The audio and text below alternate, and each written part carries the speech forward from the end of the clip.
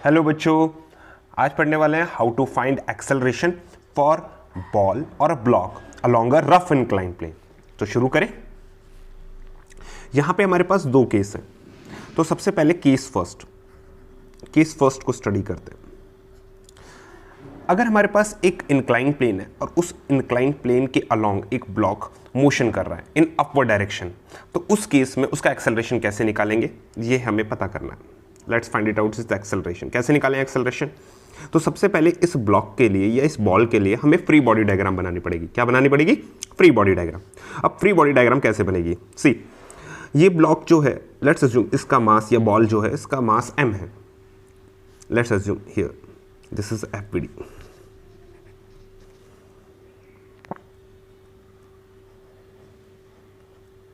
Free body diagram for block. इसका मास m है, तो इस पे वेट फोर्स लगेगा डाउनवर्ड डायरेक्शन में कितना? mg। तो ये वेट फोर्स लगा दिया mg। इवन दो अब अगर यहाँ पे एंगल थीटा है तो इस mg वेट के दो कंपोनेंट बना सकते हैं। दो कंपोनेंट बनाएंगे, एक ऐसा, एक अलोंग दी प्लेन। ये वाला प्लेन जो है ना इसके अलोंग लाइक दिस। तो अगर ये mg और ये थीटा एंगल है, क्योंकि ये थीटा एंगल है, तो इसके ये वाला भी एंगल क्या होगा? थीटा ही होगा। ये एंगल भी थीटा ही होगा। तो ये जो भी कंपोनेंट थीटा एंगल बनाता है मेन से, यानी तो उसको कहते हैं कॉस थीटा। तो यहाँ पे मेन के साथ ये कंपोनेंट थीटा एंगल बना रहा है, तो इसको कहेंगे कॉस थीटा। यहाँ पे क्या है? mg, तो ये बन जाएगा mg कॉस थीटा। क्या हो जाएगा? mg cos theta. और ये बच जाएगा mg साइन थीटा। तो ये वाला फोर्स हो गया mg sine theta, weight force जो नीचे की ओर लग रहा है, जो बॉल को नीचे की तरफ लाएगा। लेकिन बॉल का जो मोशन है वो किधर है? ऊपर की ओर। तो पूरी जो बॉल है या पूरा सिस्टम है वो ऊपर की ओर मूव कर रहा है विद एक्सेलरेशन a। ठीक है। अब बॉल अगर ऊपर की तरफ मोशन कर रहा है तो फ्रिक्शन हमेशा मोशन के ऑपोजिट लगता है। तो यहां पे फ्रिक्शन फोर्स किस तरफ लगेगा?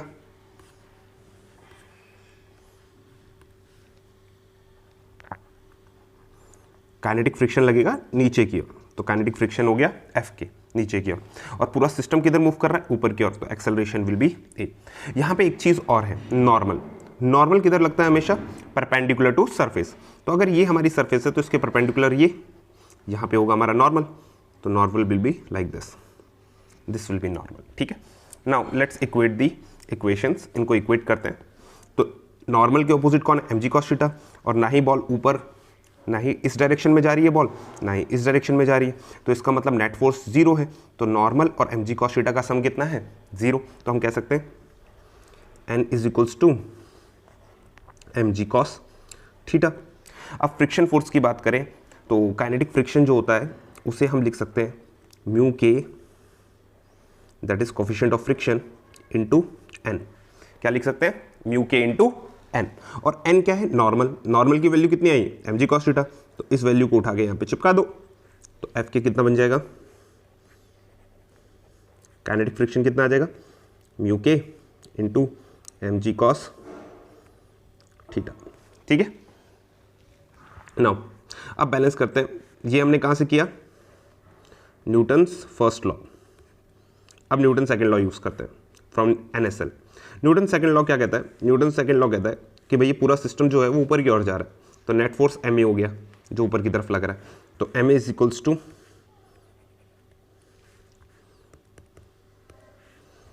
इक्वल्स टू अब भाई दोनों फोर्सेस नीचे की ओर लग रहे हैं, तो इनका सम एफ के या mg साइन थीटा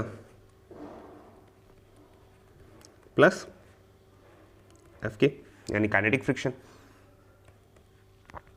तो ये mg साइन थीटा आ जाएगा और काइनेटिक फ्रिक्शन की जगह पे आ जाएगा म्यू के mg cos थीटा, और यहाँ पे आ गया m से m काट दो तो क्या बच गया? एक्सेलरेशन। तो एक्सेलरेशन कितना आ गया? Acceleration is equal to g sine theta plus mu k g cos theta.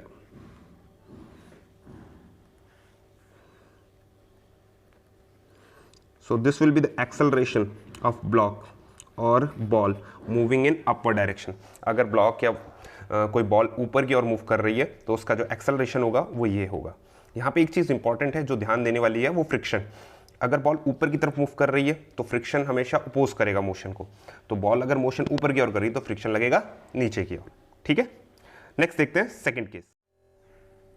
अब इंक्लाइन प्लेन पे एक बॉल को नीचे छोड़ा जाता है और इस केस में 3 सिचुएशन पॉसिबल है। Let's check it out, 3 possible situations.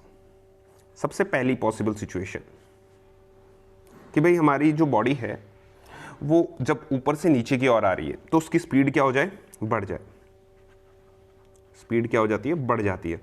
तो अगर स्पीड बढ़ जाती है तो उस केस में इसका फ्री बॉडी डायग्राम बनाना पड़ेगा। तो let's draw free body diagram for this. No wait, mg नीचे की ओर लगेगा। वी ऑल नो कि this will be mg cos theta, और इस तरफ जो डाउनवर्ड डायरेक्शन में हुआ एक्ट होगा mg sin थीटा।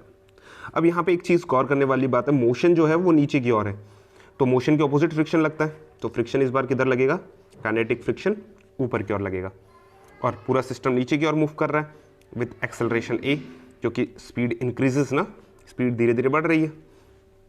तो उस केस में हम कह सकते हैं, हम इक्वेशन लिख सकते हैं, हाँ normal, where is normal, here is the normal. तो यहाँ पे इक्वेशन मिलती है n is equals to mg cos theta, और friction force kinetic friction is equals to mu K into N, और n जो है वो mg cos थीटा है, तो यहाँ पे लिख सकते हैं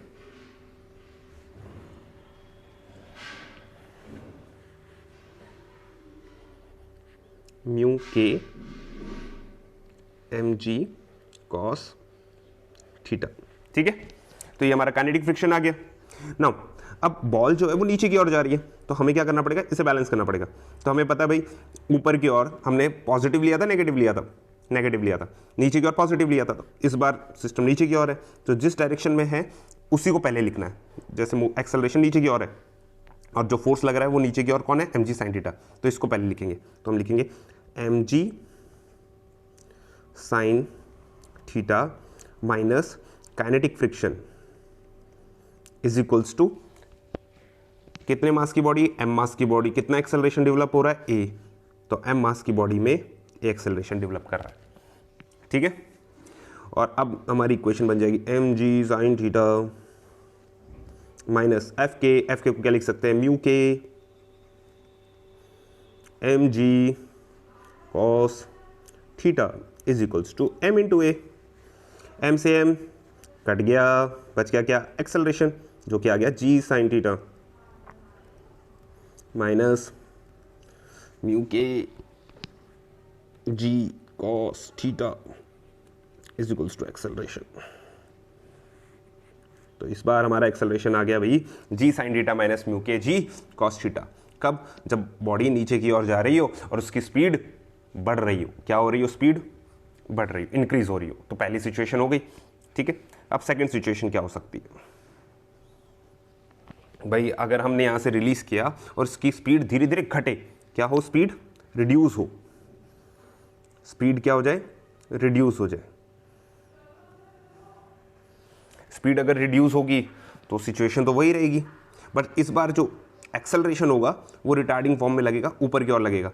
तो उस केस में भाई काइनेटिक फ्रिक्शन जो है वो ज़्यादा होगा। भाई काइनेटिक फ्रिक्शन अगर ज़्यादा हो गया तभी तो स्पीड धीरे धीरे घटेगी। पहले वाले केस में mg sin थीटा को ज़्यादा लिया था, इसीलिए बॉल की स्पीड धीरे धीरे बढ़ रही थी। इस बार काइनेटिक फ्रिक्शन को ज़्यादा लेंगे तभी तो बॉल की स्पीड घटेगी ना। तो इस बार क्या लिखेंगे, F K minus mg sin theta is equals to m into A, और काइनेटिक फ्रिक्शन कितना दिया हुआ है, अभी ये लिखा हुआ है ना, यही तो है, म्यू के mg cos theta minus mg sin theta is equals to m into A. तो भाई m कट गया तो क्या बच गया, म्यू के g cos theta minus g sin theta is equals to acceleration. तो हमारी एक्सेलरेशन की वैल्यू ये आ गई। कब, जब स्पीड धीरे धीरे रिड्यूस हो रही है। अब हमारे पास सिचुएशन है थर्ड। अब थर्ड सिचुएशन में क्या हो सकता है? थर्ड सिचुएशन का मतलब है अगर स्पीड कांस्टेंट हो जाए, क्या हो जाए? Speed constant.